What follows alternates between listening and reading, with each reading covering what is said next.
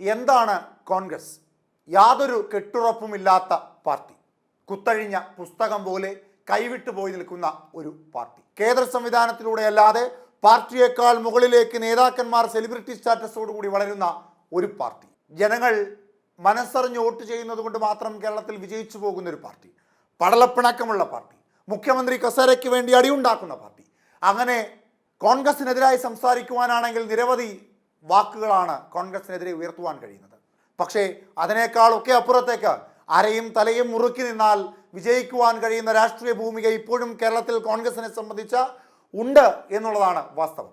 കഴിഞ്ഞ ഉപതെരഞ്ഞെടുപ്പുകളിലെല്ലാം പരിശോധിക്കുമ്പോൾ മനസ്സിലാക്കുവാൻ സാധിക്കുന്നത് പ്രതിപക്ഷം ഒറ്റക്കെട്ടായി നിന്നുകൊണ്ട് വി.ഡി. സതീഷിൻ്റെയും കെ. സുധാകരൻ്റെയും കോൺഗ്രസിലെ മുതിർന്ന നേതാക്കന്മാരുടെയും ഒക്കെ ഒരുമയുടെ പുറത്തുനിന്ന് മത്സരത്തെ നോക്കിക്കണ്ട എല്ലാ തെരഞ്ഞെടുപ്പുകളിലും മൃഗീയ ഭൂരിപക്ഷത്തോടുകൂടി വിജയിക്കുവാൻ കോൺഗ്രസിനെ കൊണ്ട് സാധിച്ചു. അങ്ങനെ വരുമ്പോൾ കോൺഗ്രസ് ഒരു പരാജയമോ വിജയമോ എന്ന് പരിശോധിക്കേണ്ടതായിട്ടുമുണ്ട്.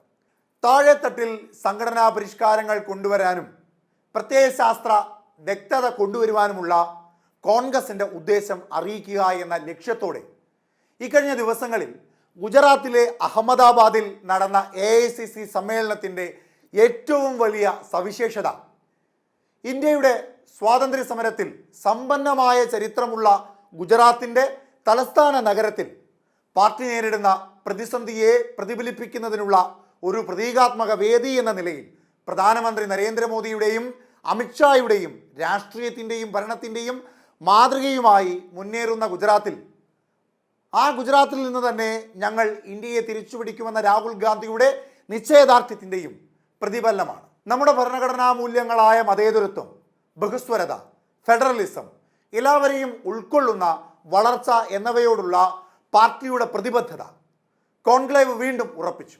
ഒരു കാലത്ത് കോൺഗ്രസിനെ നിർവചിച്ചിരുന്ന തത്വങ്ങൾ ഇപ്പോൾ ഭീഷണിയാണെന്ന് രാഹുൽ ആരോപിക്കുന്നു. രാജ്യവ്യാപകമായി ജാതി സെൻസസ് നടത്തണമെന്നും സംവരണത്തിൻ്റെ 50% പരിധി നീക്കം ചെയ്യണമെന്നും ആവശ്യപ്പെടുന്നത് ഉൾപ്പെടെ സാമൂഹിക നീതിയിൽ ശ്രദ്ധ കേന്ദ്രീകരിക്കണമെന്ന് പാർട്ടി നേതാവ് രാഹുൽ ഗാന്ധി ആവർത്തിച്ചു പറയുകയാണ്. സംസ്ഥാനങ്ങളിലെ കോൺഗ്രസ് സർക്കാരുകളുടെയും കേന്ദ്രത്തിൽ അവർ നയിക്കുന്ന ഏതൊരു സർക്കാരിൻ്റെയും ഭാവി നയ സംരംഭങ്ങൾക്ക് ഇവ അടിസ്ഥാനമാകും. കോൺഗ്രസിൻ്റെ പുനരുജ്ജീവന തന്ത്രത്തിൻ്റെ മറ്റൊരു പ്രധാന വശം താഴെത്തട്ടിൽ ഫലപ്രദമായ ഒരു പാർട്ടി സംഘടന കെട്ടിപ്പടുക്കുവാനുള്ള കഴിവിനെ ആശ്രയിച്ചിരിക്കുന്നു. ഹൈക്കമാൻഡ് സംസ്കാരത്തിൽ നിന്നുള്ള മാറ്റത്തിൻ്റെ സൂചനയായി ജില്ലാ കമ്മിറ്റികളും ജില്ലാതല നേതൃത്വവും തീരുമാനമെടുക്കലിൻ്റെയും ഉത്തരവാദിത്വത്തിൻ്റെയും അടിത്തറയായി മാറുമെന്ന് പാർട്ടി പ്രഖ്യാപിച്ചു. തിരിച്ചുവരവിനെക്കുറിച്ചുള്ള പാർട്ടിയുടെ ഗൗരവത്തെ ചർച്ചകൾ സൂചിപ്പിച്ചെങ്കിലും നിർണായകമായ ചോദ്യങ്ങൾ ആദർശവാദത്തിനും പ്രതീകാത്മകതയ്ക്കും അപ്പുറമാണ്. അതിൻ്റെ മിക്കവാറും എല്ലാ സംസ്ഥാന ഘടകങ്ങളും അധികാര പോരാട്ടങ്ങളും വിഭാഗീയതയും കൊണ്ട് വലയുന്നു. ഇത് പലപ്പോഴും പാർട്ടിയുടെ തെരഞ്ഞെടുപ്പ് സാധ്യതകളെ ദോഷകരമായി ബാധിക്കുന്നു. ജില്ലാതല തീരുമാനങ്ങൾ എടുക്കൽ കൂടുതൽ ശക്തമാകുമോ അതോ വിഭാഗീയത നിയന്ത്രിക്കുമോ എന്നത് നവീകരണ പദ്ധതിയുടെ നടത്തിപ്പിന് മാത്രമേ ഉത്തരം നൽകാൻ കഴിയൂ. താഴെത്തട്ടിലുള്ള നേതാക്കൾക്കും ഹൈക്കമാൻഡിനും ഇടയിൽ ആധിപത്യം പുലർത്തുന്ന പ്രാദേശിക നേതാക്കളെ ഒതുക്കി നിർത്തുക എന്നതായിരിക്കാം ഈ ശ്രമം. വിഭവങ്ങൾ, സന്ദേശമയക്കൽ, ആസൂത്രണം എന്നിവയിൽ രാഷ്ട്രീയം കൂടുതൽ കേന്ദ്രീകൃതമാകുമ്പോൾ ജില്ലകളിലേക്ക് അധികാരം മാറ്റുന്നതിലൂടെ കോൺഗ്രസിന് എങ്ങനെ ഫലങ്ങൾ നേടാനാകുമെന്ന് വ്യക്തതയില്ല.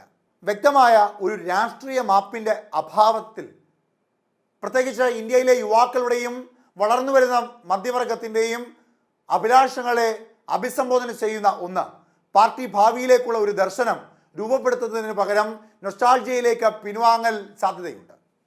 കോൺഗ്രസിൻ്റെ പാരമ്പര്യത്തിൽ കെട്ടിപ്പടുക്കാൻ രാഷ്ട്രീയ ഭാവനയും തന്ത്രപരമായ വ്യക്തതയും സംഘടനാപരമായ അച്ചടക്കവും ഇപ്പോൾ ആവശ്യമാണ്. പ്രതീകാത്മകതയും ആത്മാർത്ഥതയും നിറഞ്ഞ അഹമ്മദാബാദ് സമ്മേളനത്തെ ഒരു തുടക്കമായി കാണണം. അത് വളരെ പ്രധാനമാണ്. ഇത് പുരോഗമിച്ചുകൊണ്ടിരിക്കുകയാണ്. സബർമതിയുടെ തീരത്ത് നടക്കുന്ന സമ്മേളനം ഒരു യഥാർത്ഥ വഴിത്തിരിവാണോ അതോ പാർട്ടിയുടെ നവീകരണത്തിനായുള്ള നിരന്തരമായ അന്വേഷണത്തിലെ മറ്റൊരു സംഭവം മാത്രമാണോ എന്ന് വരും മാസങ്ങൾ പരിശോധിക്കും.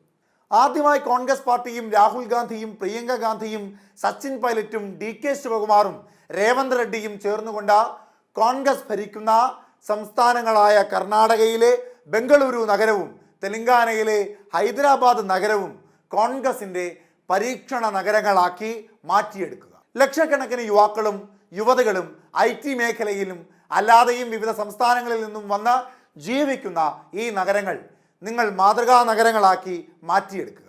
പണ്ടൊക്കെ ബംഗളൂരുവിൽ പോകുക എന്നത് സ്വർഗതുല്യമായ അനുഭവമായിരുന്നു. ചെടികളും മരങ്ങളും പൂക്കളും വൃത്തിയുമുള്ള ഒരു തണുപ്പുള്ള ഇന്ത്യൻ നഗരം. ഇന്നിപ്പോൾ 5 കിലോമീറ്റർ പിന്നിടണമെങ്കിൽ 1 മണിക്കൂർ എന്ന നിലയിൽ ട്രാഫിക് ജാമുകളും മരങ്ങളെല്ലാം വെട്ടിമാറ്റി നഗരത്തെ ഒന്നടങ്കം ഒരു പ്രേതാലയമാക്കി മാറ്റിയിരിക്കുന്നു. തണുപ്പ് എന്നത് ചിന്തിക്കുവാൻ വയ്യാതെയായിരിക്കുന്നു. ആകെ പെരുകുന്നത് മൈക്രോ ബ്രൂവറികൾ മാത്രം. രാഹുൽ ഗാന്ധി DKയുമായി കൈകോർത്തുകൊണ്ട് നന്ദൻ നീലേകനി, ശശി തരൂർ എന്നിവരെ മുന്നിൽ നിർത്തിക്കൊണ്ട് സിറ്റിയെ മറ്റൊരു തരത്തിലേക്ക് വളർത്തിയെടുത്താൽ യുവാക്കളും യുവതികളും ആകൃഷ്ടരാകും. അവരെല്ലാം അവരുടെ സ്വന്തം സംസ്ഥാനങ്ങളിലും നഗരങ്ങളിലും ഗ്രാമങ്ങളിലും ഇക്കാര്യം ചർച്ച ചെയ്യും. സോഷ്യൽ മീഡിയ വഴി പോസ്റ്റുകൾ ചെയ്തുകൊണ്ട് കൂടുതൽ താഴെത്തട്ടിലേക്ക് എത്തിച്ചു കൊടുക്കും. അതുപോലെ അനുഗ്രഹീതമായ മറ്റൊരു നഗരമാണ് ഹൈദരാബാദ്. ലോകത്തിലെ തന്നെ ഏറ്റവും വലിയ കോടീശ്വരന്മാർ ജീവിച്ചിരുന്ന നഗരം. IT മേഖലകളും സിനിമാ നിർമ്മാണ മേഖലകളിലും അല്ലാതെയുമുള്ള കച്ചവടങ്ങളിലും ഖനിമേഖലയിലും ധാരാളം ഡീലുകൾ നടക്കുന്ന ഹൈദരാബാദിലും ധാരാളം ചെറുപ്പക്കാരികളും അധിവസിക്കുന്നുണ്ട്. അവരെല്ലാം സ്വാധീനിച്ചുകൊണ്ട് ഒരു അത്യുഗ്രൻ പദ്ധതി നടപ്പാക്കിയാൽ അതും കോൺഗ്രസ് പാർട്ടിക്ക് മുതൽക്കൂട്ടാകും. ഇന്നിപ്പോൾ ഹൈദരാബാദ് നഗരത്തിലെ വനപ്രദേശവും പാറക്കൂട്ടങ്ങളും നശിപ്പിക്കുന്നു എന്ന പേരിൽ സോഷ്യൽ മീഡിയ ക്യാമ്പയിനുകൾ നടക്കുന്നുണ്ട്. അത് പാർട്ടിക്ക് വലിയ ക്ഷീണമുണ്ടാക്കും. ഇതൊന്നും ചെറുക്കാനോ ജനങ്ങളെ പറഞ്ഞു മനസ്സിലാക്കുവാനോ രേവന്ത് റെഡ്ഡിയുടെ ഭരണകൂടം തയ്യാറായിട്ടില്ല.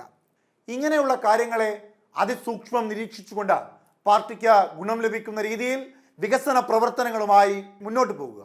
രാഹുൽ ഗാന്ധിയും പ്രിയങ്ക ഗാന്ധിയും സോഷ്യൽ മീഡിയയിൽ കുറച്ചുകൂടി ശ്രദ്ധ കേന്ദ്രീകരിക്കുക. കൂടാതെ താഴെത്തട്ടിൽ പാർട്ടി ഇപ്പോഴും വളരെ മോശം പ്രവർത്തനങ്ങളും വിഭാഗീയതയുമായാണ് നീങ്ങിക്കൊണ്ടിരിക്കുന്നത്.